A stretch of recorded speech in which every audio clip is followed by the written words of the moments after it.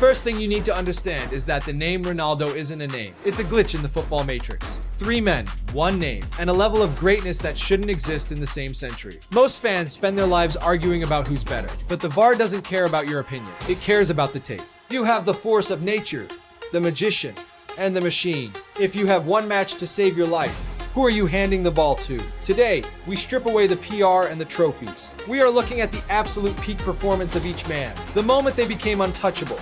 One changed the game. One played the game. One conquered it. Forget the stats for a second. We're going back to when the grass was still burning under their boots. This is the ultimate comparison. The Fenômeno, the Gaúcho, the Cristiano. Let's look at the evidence. 1996. Barcelona. Ronaldo Nazário is 19 years old, and he's playing a different sport. Against Compostela, he didn't just score. He committed a crime. He was hacked, pulled, and kicked. But he stayed on his feet like a freight train with the balance of a gymnast. 14 touches in 11 seconds. Bobby Robson couldn't even look. He just put his hands on his head because he knew he was watching something that wasn't human. At his peak, R9 had the fastest feet in history. His step over wasn't a trick. It was a distraction for the eyes. He didn't beat defenders. He deleted them from the play. The 1998 UEFA Cup Final against Lazio. Ask Alessandro Nesta. He said it was the worst night of his life. Ronaldo didn't even touch him, and Nesta ended up on the floor. Then the knees went. But the VAR check on the 2002 World Cup is even more insane.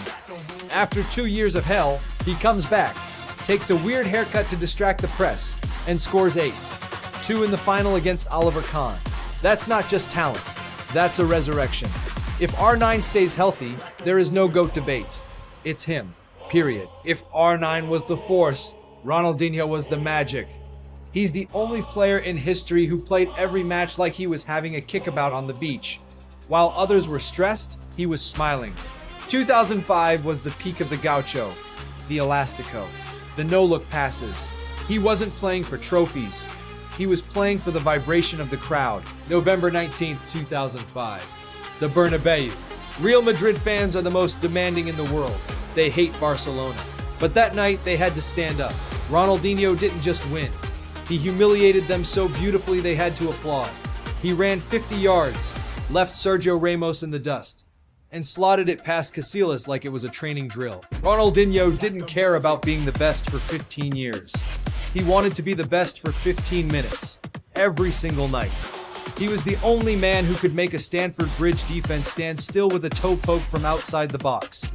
When he left the pitch, the game got a little darker. He didn't just score goals. He provided a service for the soul. Then you have the outlier, Cristiano Ronaldo.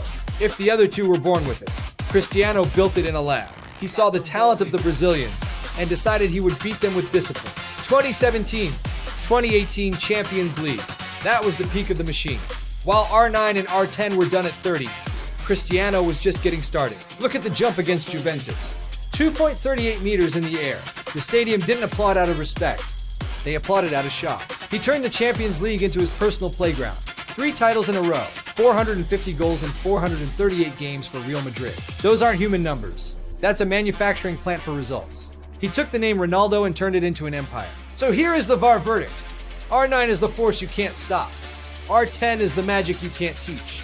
CR7 is the machine you can't outrun. You can only pick one to lead your line in the final of all finals. Are you taking the legend, the artist, or the conqueror? Drop your choice in the comments. Give us a like, subscribe, and stay inside the tunnel. Because in the end, there could be only one.